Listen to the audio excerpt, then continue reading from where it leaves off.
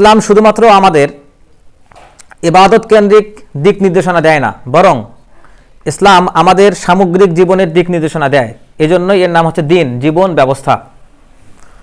তো আমরা আমাদের সম্পদ আসলে কোথা থেকে উপার্জন করব, কিভাবে উপার্জন করব এবং কোথায় ব্যয় করব, এই বিষয়ে ইসলাম নির্দেশনা দেয়। যেমন সহিহ হাদিসে আসছে যে কিয়ামতের দিনে বান্দা 6টি প্রশ্নের উত্তর দেওয়া ব্যতি রেখে সামনে আগাতে পারবে না। তার মধ্যে একটা প্রশ্ন হচ্ছে সে মাল সম্পদ কোথা থেকে উপার্জন করেছে এবং কোথায় ব্যয় করেছে। অত্যন্ত গুরুত্বপূর্ণ একটা প্রশ্ন। এবং যদি কেউ তার সম্পদ অবৈধ রাস্তায় ব্যয় করে, সেটা কিন্তু ব্যয় হলো না, সেটা অপচয় হয়ে গেল। কেউ ভাতের চাল না কিনে সেই টাকাতে সিগারেট খাইছে, ভাতের চাল কিনে ভাত খাইলে সেটা তার রিজিকের মধ্যে থাকতো, সেটা বৈধ হইতো। কিন্তু কেউ সিগারেট কিনে খাইছে মানে কি, সে সেটা অপচয় করছে, সে নিজেকে ধ্বংস করছে। তো এই জন্যই আমরা আমাদের এই জীবন নির্বাহের ক্ষেত্রে আমাদের হাতে যখন অর্থযোগ হচ্ছে, তখন এই অর্থটাকে আমরা কিভাবে ব্যয় করব সেই বিষয়ে নির্দেশনা আমাদের ইসলাম থেকে নিতে হবে। তো আমি আপনাদের সামনে কিছুক্ষণ পূর্বে পবিত্র কোরআন থেকে সূরা তাওবার একটা আয়াত তেলাওয়াত করেছি। আল্লাহ সুবহানাহু ওয়া তাআলা এখানে বলছেন, ওয়াল্লাযীনা ইয়াকনিযুনা আয-যাহাবা ওয়াল ফিদ্দা, যারা স্বর্ণ এবং রৌপ্য জমা করে, তারপর কি করে, ওয়ালা ইয়ানফিকুনাহা, এবং সেখান থেকে খরচ করে না, দান করে না, ফি সাবিলিল্লাহ, আল্লাহর রাস্তায়, তাদের ক্ষেত্রে আল্লাহ সুবহানাহু ওয়া তাআলা কি বলছেন, ফাবাশশিরহুম, তাদেরকে সুসংবাদ দাও। চিন্তা করেন, যারা স্বর্ণরৌপ্য জমা করে এবং যাকাত দেয় না, আল্লাহর রাস্তায় দান করে না, খরচ করে না, তাদেরকে আল্লাহ সুসংবাদ দিতে বলতেছেন। এটা কেমন কথা? কিসের সুসংবাদ? আল্লাহ সুবহানাহু ওয়া তাআলা পরে বলছেন, বি আযাবিন আলিম, মর্মন্তুদ শাস্তির সুসংবাদ দেন তাদেরকে। তাহলে এই যে শাস্তির সুসংবাদ কখন দেওয়া হয়, যে আল্লাহ যে ধন সম্পদ দিচ্ছেন, সেই সম্পদ থেকে যখন একটা মানুষ আল্লাহ রাস্তায় ব্যয় করতেছে না, মনে করতেছে এটা আমার সম্পদ, তখন সেই ব্যক্তির প্রতি আল্লাহ কি কঠোরভাবে ধিক্কার দিচ্ছেন যে তাদেরকে শাস্তির সুসংবাদ দেন। আল্লাহ রসুলকে আল্লাহ সুবহানাহু ওয়া তাআলা এই কথা বলতেছেন। তো শাস্তির সুসংবাদ আমি কোরআনের আয়াতগুলো সার্চ করে দেখলাম, এই যে ফাবাশশিরহুম বিআযাবিন আলিম, এই যে শাস্তির সুসংবাদের কথা বলা আছে, এটা মাত্র দুইটা ক্ষেত্রে ব্যবহার করা হয়েছে। একটা হচ্ছে যারা আল্লাহর দেওয়া সম্পদ আল্লাহর রাস্তায় ব্যয় করে না, এবং যারা আল্লাহর চাদর অহংকার নিয়ে টান দেয়, যারা অহংকার করে এবং যারা আল্লাহর দেওয়া মাল আল্লাহর রাস্তায় খরচ করে না, তাদেরকে আল্লাহ সুবহানাহু ওয়া তাআলা পবিত্র কোরআনে শাস্তির সুসংবাদ দিতে বলছেন। চিন্তা করে দেখেন, তাহলে যারা মাল দেয় না তারা কিন্তু অহংকার করেই দেয় না, ধর আমার সম্পদ, আমি নিজের টাকায় উপার্জন করছি, আমি নিজে কষ্ট করে উপার্জন করছি, এটা কেন দেব, এই যে একটা ধারণা। এরপরে আমরা ইসলামের রুকনের দিকে যাব। ইসলামের আরকান কয়টা? 5টি। ইসলামের আরকান কয়টি? 5টি। প্রথমটার নাম কি? আচ্ছা, প্রথমটার নাম আমরা বলি কালিমা, তারপর হচ্ছে সালাত, তারপর যাকাত, তারপর সওম রমাদান, তারপর হচ্ছে হজ। আচ্ছা, এখন আমাদের বাঙালি সমাজে একটা ধারণা আছে, যদি আমরা বলি যে ইসলামের রুকুন কয়টা, প্রথমে বলে কালিমা, তারপরে নামাজ, তারপরে বলে রোজা, তারপরে হজ, তারপরে যাকাত, এভাবে এই সিস্টেমে বলে। কিন্তু এই পর্যায়ক্রমটা এইভাবে বলে, উল্টাপাল্টা করে বলে। কারণটা কি? কারণ নামাজ রোজা হজ, নামাজ রোজা হজ, নামাজ তো সবাই পড়ে, রোজাও সবাই করে, হজ যা সামর্থ্য থাকবে যাতায়াত করার মতো সে যাবে, কিন্তু যাকাত দিতে গেলেই তো মানুষকে দেওয়া লাগতেছে। আর দ্বিতীয় কথা, আমাদের সমাজে একটা ধারণা আছে যে আমাদের জমিগুলো আছে খারাজি জমি। খারাজ, ওই যে চিরস্থায়ী বন্দোবস্ত আইন পাশ করার মাধ্যমে সমস্ত সম্পত্তি যে দিয়ে দেওয়া হলো জমিদারদেরকে, এখান থেকে খাজনা বা ট্যাক্স দেওয়া লাগে, তো ট্যাক্স তো দেওয়াই লাগে, সেখান থেকে আবার ওষুধ কেন দিবে মানুষ, এই যে চিন্তা ভাবনা। কিন্তু এখন আমাদের সেই অবস্থা কেটে গেছে, আমরা এখন ধন সম্পত্তির মালিক, আমরা এখন আবাদ করি, হ্যাঁ, সেখান থেকে যদিও সরকারকে ট্যাক্স দিতে হয়, কিন্তু ওই ট্যাক্স ইসলামী শরীয়তের মধ্যে ধর্তব্য হবে না, এজন্যই সেখান থেকে ওষুধ আদায় করতে হবে। তো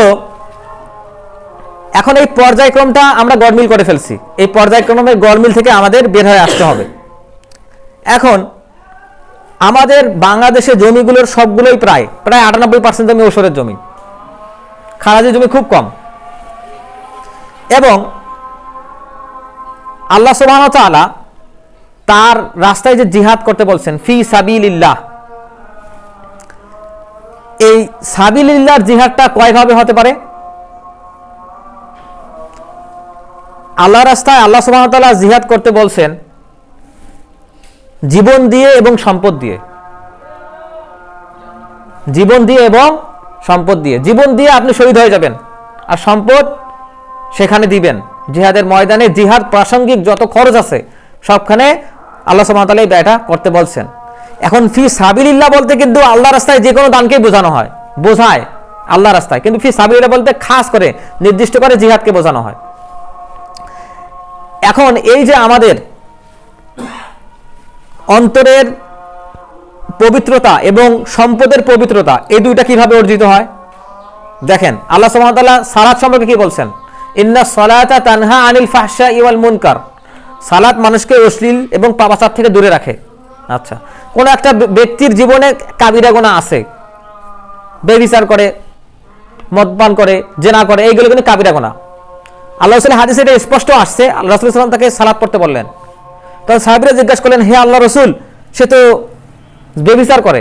তখন আল্লাহ রাসূল সাল্লাল্লাহু আলাইহি ওয়াসাল্লাম বললেন যে এই সালাত নিশ্চয়ই তাকে কখনো এই কাজ থেকে ফিরিয়ে নিয়ে আসবে। সুবহানাল্লাহি ওয়া বিহামদিহি। মানে সালাত আমাদেরকে খারাপ কাজগুলোকে ধীরে ধীরে বের করে নিয়ে আসবে, এই জন্য বলা হচ্ছে। এখন ওটা ধীরে ধীরে বের করে নিয়ে আসতেছে মানে কি, আমি পবিত্র হচ্ছি সালাতের মাধ্যমে। কিন্তু আমাদের সম্পদ আছে, এটা কিভাবে পবিত্র হবে? এই আমাদের সম্পদ এবং অন্তরের পরিশুদ্ধি দুটার জন্যই আমাদেরকে যাকাত দিতে হবে। কারণ যাকাত শব্দের অর্থই হচ্ছে নামা, বেড়ে যাওয়া, ইয়াজিদ, বেড়ে যাওয়া, এবং তহারা, পবিত্র হওয়া। এগুলো হচ্ছে যাকাত শব্দের অর্থ। আমাদের এই সূরাটা প্রায় সবারই মুখস্থ আছে, কদ আফলাহা মান যাক্কাহা। সেই ব্যক্তি তো সফল কাম যে ব্যক্তি নিজেকে পবিত্র করলো। কিভাবে? যাকাতের মাধ্যমে। তো এই যাকাতের মাধ্যমে আমাদের সম্পদকে পবিত্র করতে হবে। এখন যখন আমি ব্যক্তি স্বার্থ থেকে বের হয়ে এসে যাকাত আদায় করতেছি, তখন কি মনটা পবিত্র হচ্ছে কিনা? হচ্ছে। একদিকে মালের পরিশুদ্ধি, একদিকে অন্তরের পরিশুদ্ধি। তৃতীয় কথা হচ্ছে, আমি যাকে যাকাত দিচ্ছি সে কি আমার নিকটাত্মীয়তে পরিণত হচ্ছে না? আমি যাকে যাকাত দিচ্ছি সে তো আমার পরম আত্মীয় পরিণত হচ্ছে। তার মানে অন্তরের পরিশুদ্ধি, মালের পরিশুদ্ধি এবং আমাদের সমাজে যে সামাজিকতা, এটাতে একটা বিপ্লব আসতেছে। আমরা মুসলিমরা আরো একে অপরের কাছে চলে আসতেছি। এবং এই যাকাত দেওয়ার ফলে আরো কি হচ্ছে, আমাদের উপর যে শাস্তি নেমে আসতো সেই শাস্তিটা নেমে আসতেছে না। যাকাত না দেওয়ার ফলে কি হইতে পারে? যাকাত না দেওয়ার পরে রাসূল সাল্লাল্লাহু আলাইহি ওয়াসাল্লামের হাদিসে আসছে যে অঞ্চলের মানুষেরা এই যাকাত দেয় না, ওসর দেয় না, তাদের কি হবে? সেই অঞ্চলে আল্লাহ সুবহানাহু ওয়া তাআলা বৃষ্টি বর্ষণ বন্ধ করে দিবেন। কিন্তু যদি বৃষ্টি হয় তাহলে সেই বৃষ্টিটা সেই অঞ্চলের গরু, ছাগল, হাঁস, মুরগিদের জন্য, পশু পাখির জন্য, উদ্ভিদগুলোর জন্য, মানুষের জন্য না। সেই বৃষ্টি মানুষের জন্য আসে না, সেই বৃষ্টি আসে প্রকৃতির জন্য। যারা যাকাত দেওয়া বন্ধ করে দিবে, শাস্তি। এটা তো পৃথিবীর শাস্তি। তার পরকালের শাস্তি কি হবে? যারা এই স্বর্ণরৌপ্য থেকে যাকাত দিবে না, সেটা কি করবে? গরম করা হবে, তরলে পরিণত করে তাপ দিয়ে সেটা বুকে এবং পিঠে সেকা দেওয়া হবে। বলা হবে আনা মালুকা, আমি তোমার মাল, আনা কানজুকা, তো আমি তোমার সম্পদ যেগুলো তুমি জমা করেছিলে। যারা তার গবাদি পশু থেকে যাকাত দিবে না, গরু, ছাগল, উট থেকে যাকাত দিবে না, ওই ক্ষেত্রে শাস্তি কি? কিয়ামতের দিন এই গরু, ছাগল, উটগুলো গিয়ে শিং দিয়ে তাকে গুঁতো দিবে, বলবে আনা মালুকা, আনা কানজুকা, আমি তোমার সম্পদ, তুমি যে আমাদেরকে জমা করেছিলে, যাকাত দেওয়া নাই। সেইভাবে শাস্তি দেওয়া হবে। যেখানে যেভাবে সে যাকাত দিতে নিজেকে বিপথে নিয়ে গেছে, যাকাত দেয় নাই, সেইভাবে আল্লাহ সুবহানাহু ওয়া তাআলা কিয়ামতের দিন তাকে সেইভাবে শাস্তি দিবেন, ওই জিনিস দিয়ে শাস্তি দিবেন। তাহলে এই যে যাকাত দেওয়ার ফলে আমাদের মনের, আমাদের মালের, আমাদের সম্পর্কের এই যে দাগ দূর হচ্ছে এবং আমরা আল্লাহর শাস্তি থেকে বেঁচে যাচ্ছি। এরপর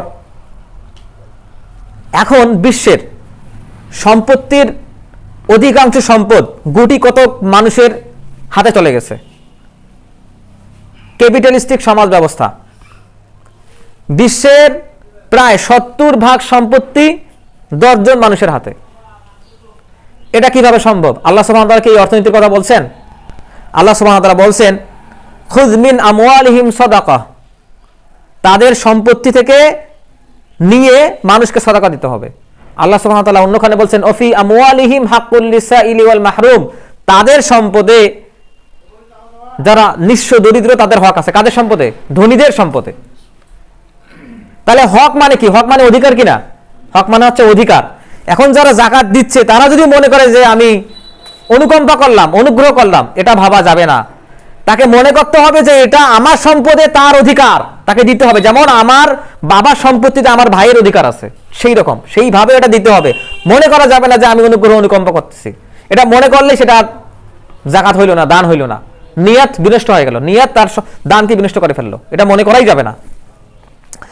তো এই আমাদের অর্থনীতির চালিকা শক্তি আমাদের বুঝতে হবে। আমাদের অর্থনীতির চালিকা শক্তি বিভিন্ন জিনিস আছে। যেমন 1 নম্বর হচ্ছে যাকাত, তারপর হচ্ছে অসর, তারপর হচ্ছে ফাই, তারপর হচ্ছে খুমুস, তারপর হচ্ছে খারাজ, তারপর হচ্ছে নাফাকা। এই অর্থনীতির পরিভাষাগুলোকে কোরআন এবং হাদিস থেকে এই নামগুলো বের করে নিয়ে আসা হয়েছে। আচ্ছা, এই ইসলামী অর্থনীতির ফলাফলটা কি হয়েছে? যখন মানুষ ইনসাফ করা শুরু করছে তখন ফলাফলটা কি হয়েছে? আমরা দেখি আমাদের ইতিহাসে আমরা দেখি যে যখন রাষ্ট্র কর্তৃক যাকাত নেওয়া হচ্ছে এই রাজনীতিতে, তখন দেখা গেছে যে যাকাত নিতে নিতে যারা যাকাতের হকদার ছিল এরা সবাই যাকাত দাতা হয়ে গেছে, সবার নিসাব পরিমাণ সম্পত্তি হয়ে গেছে। তখন দেখা গেল যে এই যে যাকাত তো দিতেই হবে, কেন যাকাত দিতে হবে? যাকাত না দিলে কি হবে? এটা হাদিসে আসছে যে যে ব্যক্তি যাকাত দিবে না তার কবরে একটা সাপ যাবে, পাখাযুক্ত একটা সাপ। সেই সাপ তাকে ঠোকর দিবে এবং বলবে আনা মালুকা, আমি তোমার সম্পত্তি, আনা কানজুকা, তুমি আমাকে জমা করছিলা। তার মানে আমাদের বাসায় যদি একটা গোখরা সাপ ঢুকে থাকে, সেই বাসা কি নিরাপদ? বাংলাদেশের সবচেয়ে বিষাক্ত সাপের নাম কি? গোখরা সাপ। তাহলে জাহান্নামের সাপটা কি গোখরা সাপের চেয়ে বেশি বিষাক্ত কিনা? আচ্ছা, তাহলে আমার বাসায় আমি যাকাত না দিয়ে সম্পত্তি রাখছি, সেই সম্পত্তিটা গোখরা সাপের চেয়েও বেশি বিষধর, ওটা কি ওই বাসা কি নিরাপদ? ওই আযাবটা ওই বাসা সবার উপরে চলে আসবে। চিন্তা করেন। তার মানে দিতে হবে এটা গোখরা সাপের চেয়েও বেশি অনিরাপদ, বিষধর। এই জন্য আমাদের যাকাত দিতে হবে। তো এখন এই যে আমাদের যাকাত যে আমাদের ইনসাফ শেখাচ্ছে, এটা আমাদের এখান থেকে শিখতে হবে।